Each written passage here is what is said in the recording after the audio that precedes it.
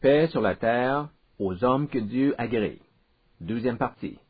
Luc chapitre 2, verset 14. On se souviendra que dans la leçon précédente, nous avons étudié la signification de messages venus du ciel et apportés par des anges. Nous sommes alors penchés sur le verset en Luc chapitre 2, verset 14. On nous apprend que les anges louaient Dieu en disant « Gloire à Dieu dans les lieux très hauts, et paix sur la terre parmi les hommes qui l'agréent. Paix pour les hommes de bonne volonté. » Nous avons abordé dans cette leçon le sujet de la paix, et je vous ai présenté un premier principe biblique de paix. Ce principe s'énonce de la façon suivante. Paix et justice forment une paire indissociable. On ne peut, sous aucune condition, les séparer. Cela signifie que là où la justice est absente, la paix ne peut pas s'établir. La paix ne se retrouve que dans un milieu dominé par la justice et la sainteté. Quiconque aspire à établir la paix dans le monde devra se conformer à l'enseignement des Saintes Écritures. Voilà donc le premier principe de paix, la première loi spirituelle concernant la paix. Aujourd'hui, j'aimerais vous parler de deux autres lois spirituelles en relation avec la paix. Vous savez, nous étudions ce que nous appelons en chinois le Wuli, les lois qui se rapportent aux phénomènes matériels et que nous appelons les lois de la physique. Mais ce dont je tiens à vous parler particulièrement concerne le Lingli, les lois de l'esprit, les lois qui se rapportent au monde spirituel. La connaissance des sciences physiques nous permet de mieux maîtriser les forces qui sont à l'œuvre dans notre monde matériel. Cela permet à l'homme de faire un meilleur usage des ressources naturelles dont notre terre dispose. Mais en tant que chrétiens, nous voulons aussi étudier le Lingli, les lois spirituelles, afin d'apprendre à maîtriser la puissance spirituelle que Dieu met à la disposition des chrétiens pour l'avancement de son royaume. Voici la deuxième loi qui concerne la paix. La paix ne se retrouve qu'en Christ. Je répète, la paix ne se retrouve qu'en Christ. Vous remarquerez que ce deuxième principe est relié très étroitement au premier principe de paix, en ce sens que Christ est notre paix parce qu'il est notre justice. Et en faisant cette affirmation, nous déclarons aussi qu'on ne peut pas séparer la paix de la justice. Expliquons cela davantage. En Éphésiens chapitre 2, verset 14, il est écrit que Christ est notre paix, mais en 1 Corinthiens chapitre 1, verset 30, on lit que Christ est notre justice et qu'il est notre sanctification. Christ est notre paix. Christ est notre justice. Voyez-vous, Christ est notre paix parce qu'il est notre justice et notre sanctification. Il y a quelque chose de très profond dans cette déclaration, à l'effet que Christ est à la fois notre paix et notre sanctification. Je voudrais m'exprimer davantage sur cette importante vérité spirituelle. D'abord, posons-nous cette question.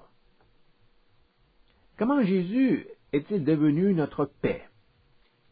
Écoutez cette belle phrase que vous connaissez sans doute et que nous retrouvons en Ésaïe, chapitre 53, verset 5. Le châtiment qui nous donne la paix est tombé sur lui, c'est-à-dire sur Jésus, et c'est par ses meurtrissures que nous sommes guéris. Que faut-il comprendre de ces mots? Le châtiment qui nous donne la paix. Cela signifie que Jésus a été châtié dans le but de nous apporter la paix. Il a souffert afin que nous puissions connaître la paix. Le châtiment qui nous apporte la paix est tombé sur Jésus. Jésus était la seule personne qui pouvait procurer la paix aux hommes. En tant que pécheurs, nous sommes condamnés à mener une vie où la paix n'existe pas. Il n'y a aucune chance que l'homme naturel puisse trouver la paix dans son fort intérieur. Mais voilà qu'il y a une lueur d'espoir. Le Seigneur Jésus, par son sacrifice, nous a apporté la paix. Sa venue sur terre a rendu possible pour le pécheur de devenir un être juste, et ainsi de bénéficier de la paix qui résulte d'une réconciliation avec Dieu. C'est pourquoi il est écrit que le châtiment qui nous apporte la paix est tombé sur Jésus, et personne d'autre. Voyez-vous, il est impossible de contourner cette loi spirituelle. Vous ne pouvez pas procurer la paix à un homme pécheur à moins de lui accorder simultanément la justice. La présence de la justice est une condition essentielle pour toute personne qui veut trouver la paix.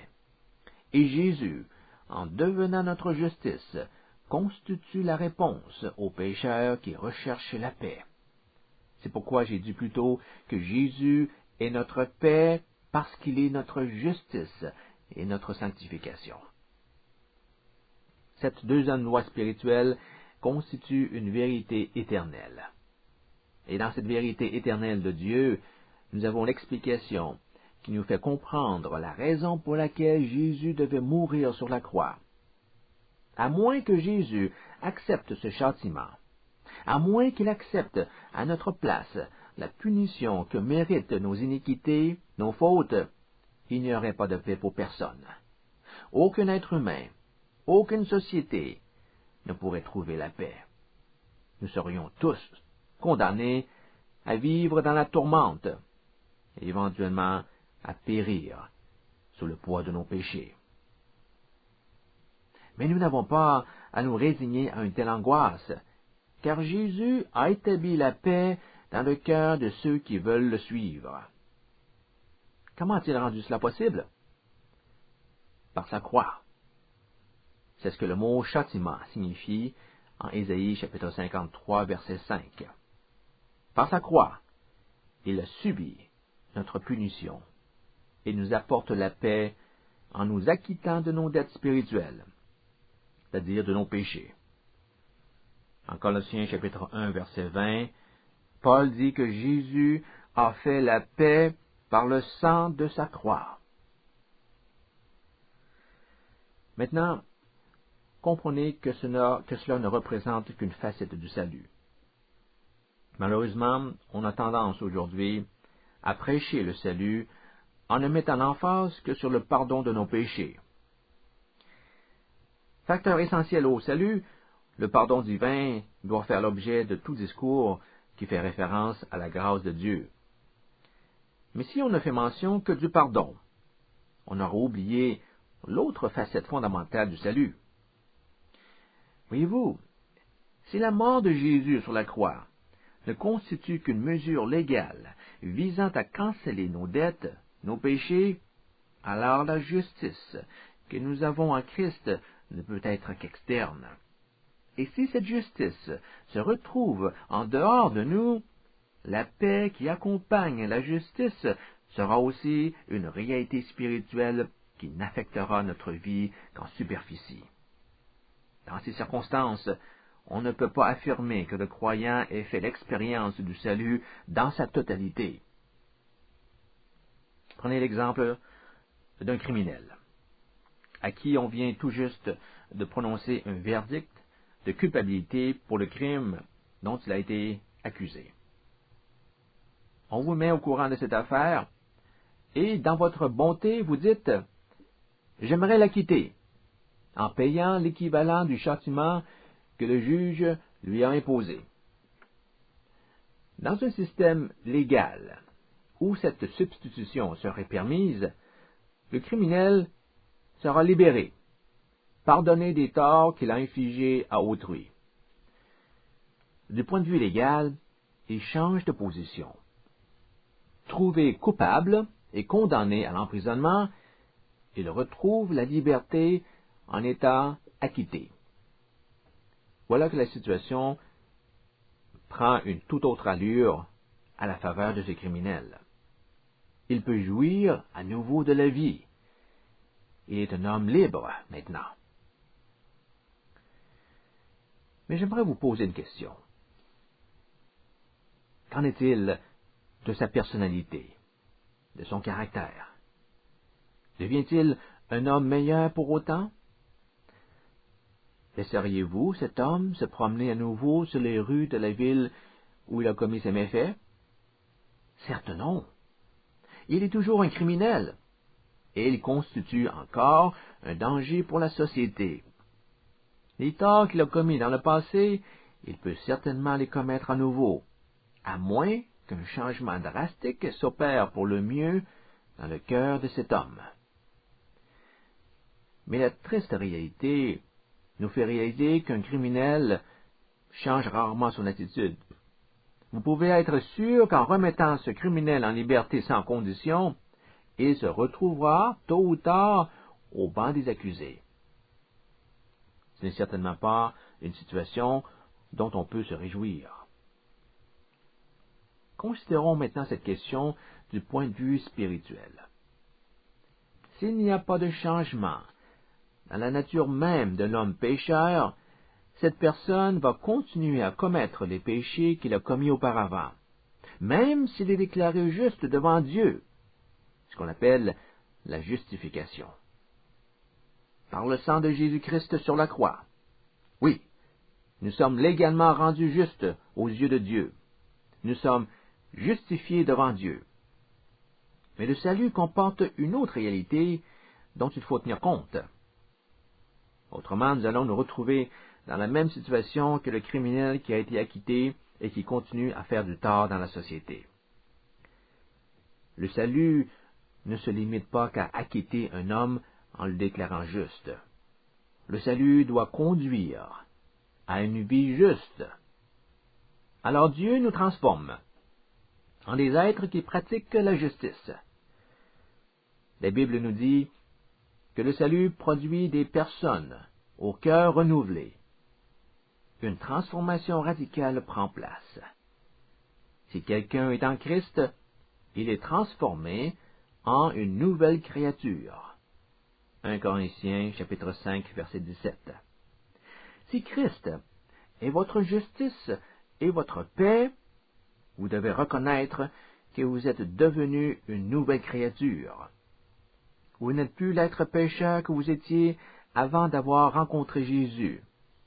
Votre vie s'illustre par le fait que vous pratiquez la justice. Pour employer des termes propres à l'Ancien Testament, il est dit que Dieu nous donne un nouveau cœur. On assiste littéralement à une transformation cardiaque au niveau spirituel.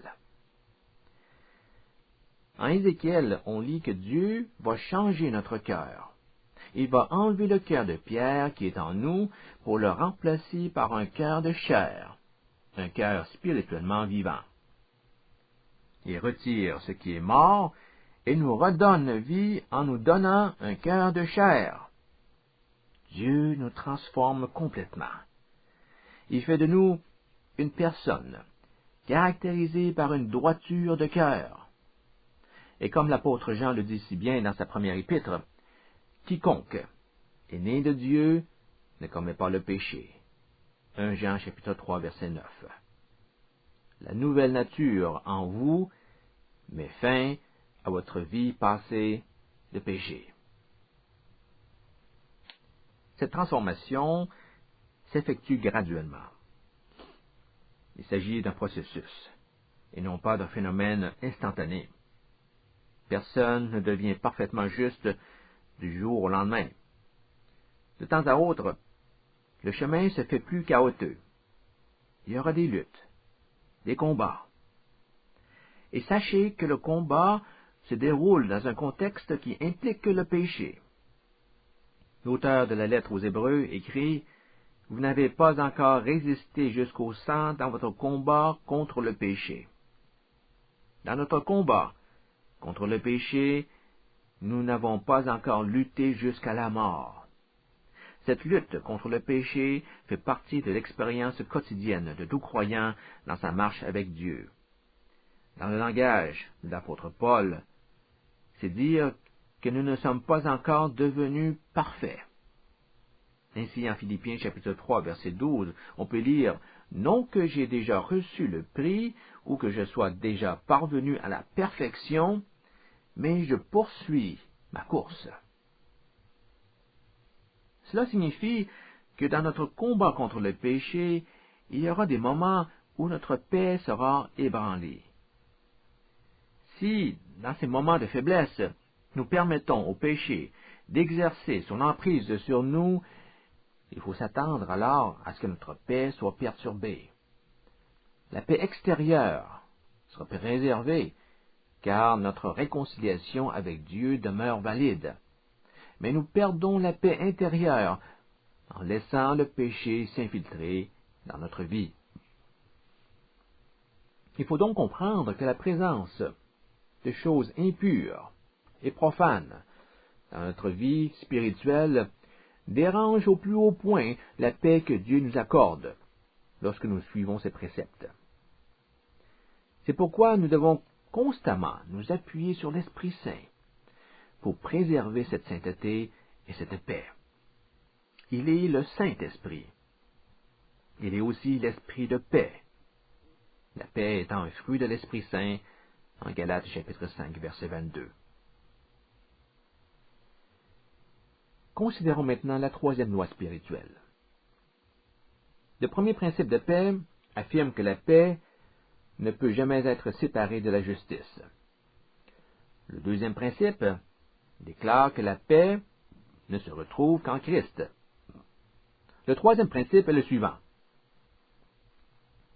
La justice entre nécessairement en opposition avec le mal. Dit d'une autre façon, ce troisième principe soutient que le bien et le mal sont des entités contraires qui ne peuvent s'accorder. On ne peut tout simplement pas les réconcilier. Vous ne pourrez jamais mettre le bien et le mal ensemble, que ce soit dans la même personne ou dans le même monde. Il s'agit de deux puissances qui ne peuvent pas se tenir ensemble, dans le même lieu et en même temps. Ils seront toujours en conflit. Et pour préserver l'existence de l'un, l'autre devra céder sa place. C'est pourquoi vous ne pourrez jamais avoir la paix si vous permettez à la justice et à la malice de coexister dans votre vie.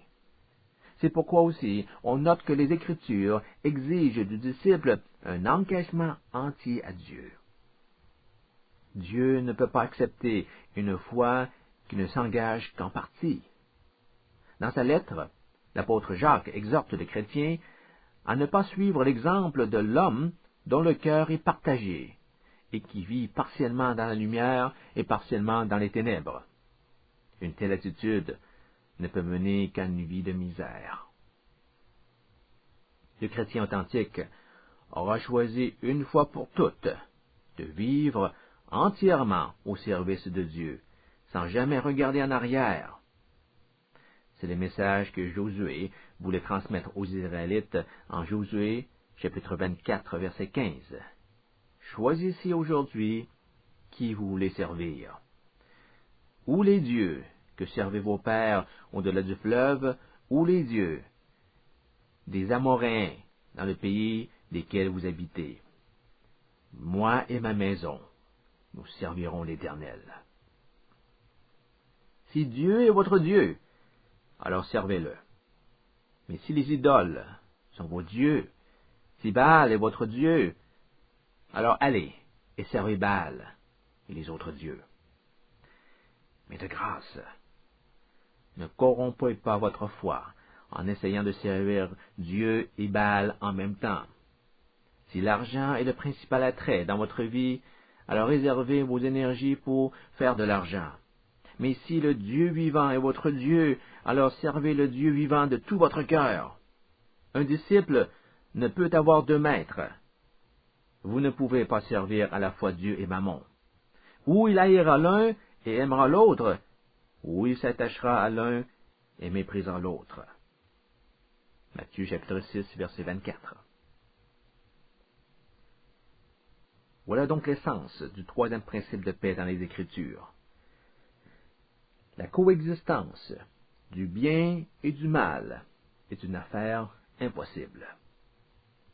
Il existe un conflit irréconciliable entre ces deux réalités spirituelles. Et ceci m'amène à vous faire part de cet avertissement. Si vous acceptez la présence de ces deux choses dans votre vie, le bien et le mal, alors votre vie va se transformer en un champ de bataille. Car voyez-vous, le contraire de la paix est la guerre. Si vous permettez aux pensées mauvaises de prendre place avec la justice dans votre existence, alors votre vie deviendra tôt ou tard une zone de guerre. Et trop de chrétiens ont ruiné leur vie spirituelle parce qu'ils n'ont pas pris cet avertissement au sérieux. Vous voulez vraiment que votre vie devienne un lieu de combat entre le bien et le mal? Je vous en conjure, ne vacillez pas sur le parti à prendre. Déterminez dans votre cœur, une fois pour toutes et sans compromis, qui sera votre maître. Dites à Dieu, Seigneur, par ta grâce, voici que je me tiens à tes côtés, quoi qu'il arrive. Paul, dans sa lettre aux Philippiens, nous encourage à demeurer fermes dans le Seigneur. Ne faites jamais de compromis avec le mal. Vous n'avez aucun bénéfice à y retirer. Il faut comprendre que le monde dans lequel nous vivons, la paix absolue n'existera jamais. Il y aura toujours un conflit à quelque part. Si vous avez bien assimilé le troisième principe de paix, vous êtes en mesure de comprendre pourquoi il en est ainsi. Dans ce monde, nous devons reconnaître l'existence du mal, et le mal s'oppose à la présence du bien. Peu importe ce que les politiciens peuvent promettre. Peu importe toutes les énergies qu'on peut dépenser pour négocier la paix, il y aura toujours de la discorde entre les hommes sur la terre. Car le mal exercera toujours son influence sur ce monde jusqu'au jour où le royaume de Dieu établira sa domination définitive et parfaite ici-bas. À ce moment-là, toute trace du mal sera chassée complètement de la terre. Quand on désire établir la paix mondiale, on se frappe à un problème qui se situe au niveau de notre incapacité à enrayer le mal dans ce monde. Nos propres ressources sont loin de faire le poids devant les forces du mal. Vous pouvez essayer la force militaire. Vous pouvez miser sur la puissance de l'intellect. Ou encore, vous pouvez tenter de provoquer des changements par le biais des forces économiques. Vous pouvez essayer tout cela en même temps. Vous allez vous rendre compte qu'aucune de ces méthodes ne peut apporter la paix de façon permanente. Il n'y a rien que l'homme puisse faire pour établir la paix à l'échelle mondiale, tout simplement parce qu'il ne dispose d'aucune ressource pour chasser la méchanceté du cœur des hommes. Certes, on peut parvenir à négocier une paix pour un temps, dans une partie du monde, mais lorsque l'équilibre est rompu, vous pouvez vous attendre à ce que la guerre reprenne à nouveau.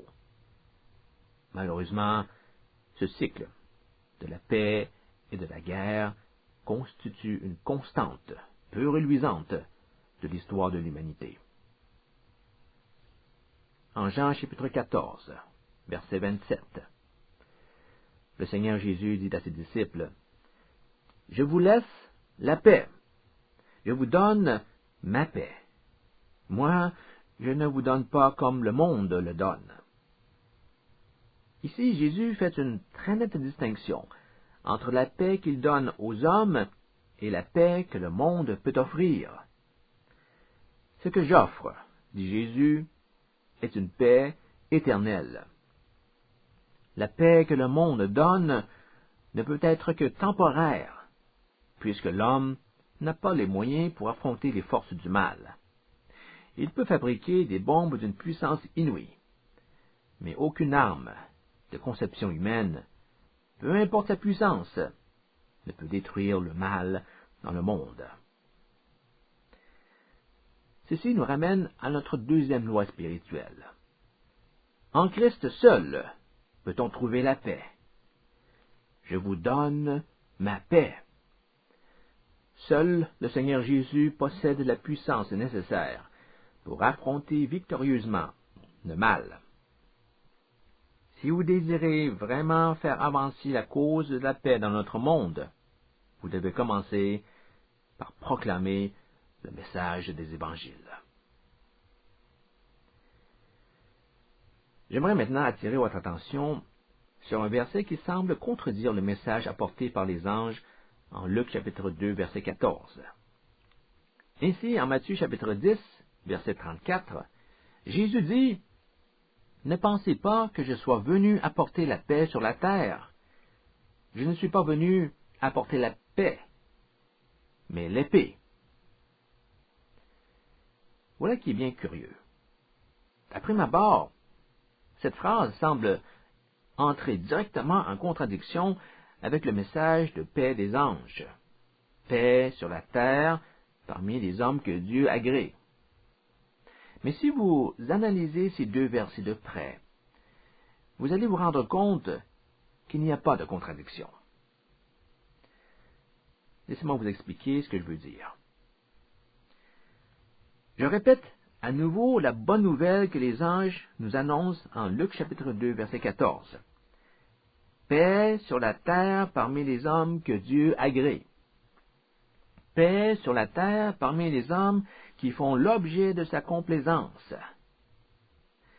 Remarquez que les anges ne se sont pas limités à dire paix sur la terre.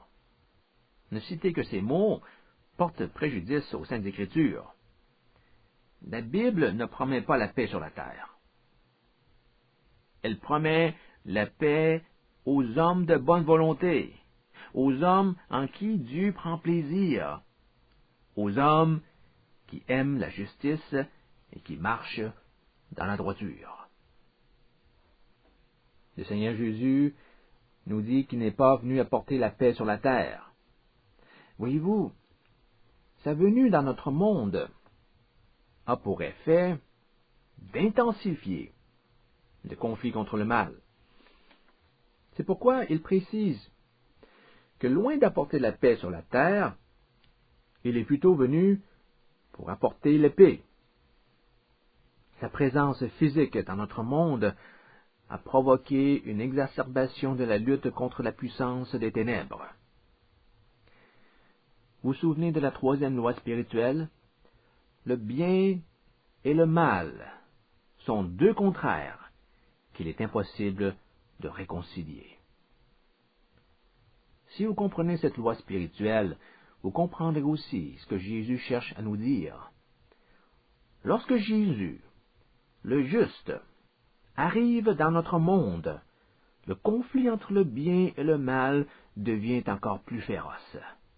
Dans ce combat spirituel, les ténèbres doivent reculer devant la puissance de Dieu. Il faut savoir pourquoi ce conflit devient plus féroce. Un aspect de la réponse se trouve dans les paroles de Jésus en Jean chapitre 3, verset 19, quand il dit que la lumière étant venue dans le monde, les hommes ont préféré les ténèbres à la lumière. La tendance naturelle des gens dans le monde est de préférer les ténèbres à la lumière, les œuvres mauvaises à la justice. C'est pourquoi il est illusoire de croire que l'homme pourra un jour parvenir par ses propres moyens à une paix totale. Il y aura toujours des pensées mauvaises dans le cœur de l'homme. Tant et aussi longtemps qu'on n'aura pas touché au cœur de l'homme, on ne pourra pas changer la situation dans le monde. Son inclinaison à commettre le mal fera toujours obstacle à la paix entre les hommes. On peut certes réussir à changer la condition économique d'un pays. On peut augmenter sa puissance militaire. On peut améliorer l'éducation des citoyens de ce pays. Mais si on ne tient pas compte de la condition spirituelle de chaque citoyen, celui-ci demeure fondamentalement un pécheur, enclin aux œuvres mauvaises.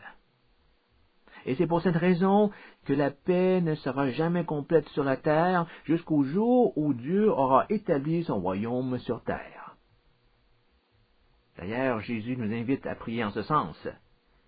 Que ton règne vienne, que ta volonté soit faite sur la terre comme au ciel. Matthieu chapitre 6, verset 10. Lorsque toutes les mauvaises intentions auront été effacées du cœur de l'homme, nous connaîtrons alors la paix absolue. À partir de cet instant, toute la volonté de Dieu sera faite sur la terre comme au ciel. Mais je dois vous aviser que pour le moment présent, nous sommes en état de guerre, de lutte spirituelle contre le prince des ténèbres. Et la lueur de la troisième loi spirituelle, vous devez vous attendre à souffrir dans ce monde.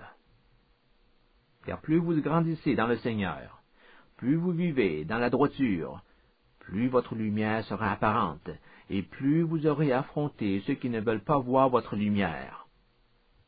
Considérez cela comme un privilège de servir dans le rang de Dieu et de souffrir pour le bien en repoussant les ténèbres par votre droiture.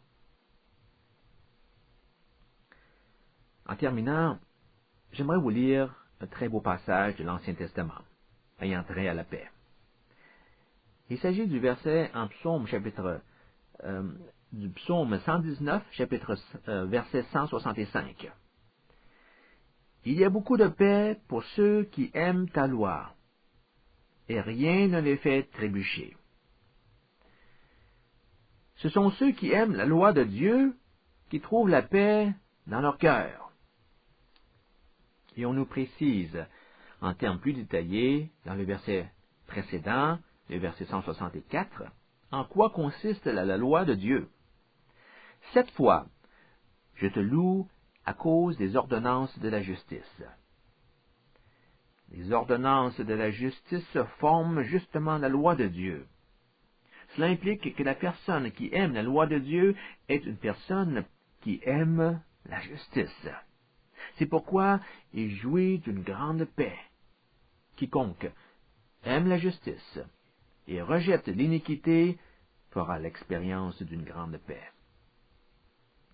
Par la grâce de Dieu, désirez de tout cœur de faire de la justice une priorité dans votre vie. Et alors, vous réaliserez que la paix de Dieu inondera votre vie. C'est ainsi que nous devons comprendre le message de paix des anges. Je vous laisse la paix, dit Jésus, aux hommes en qui je prends plaisir, aux hommes et aux femmes qui aiment la justice.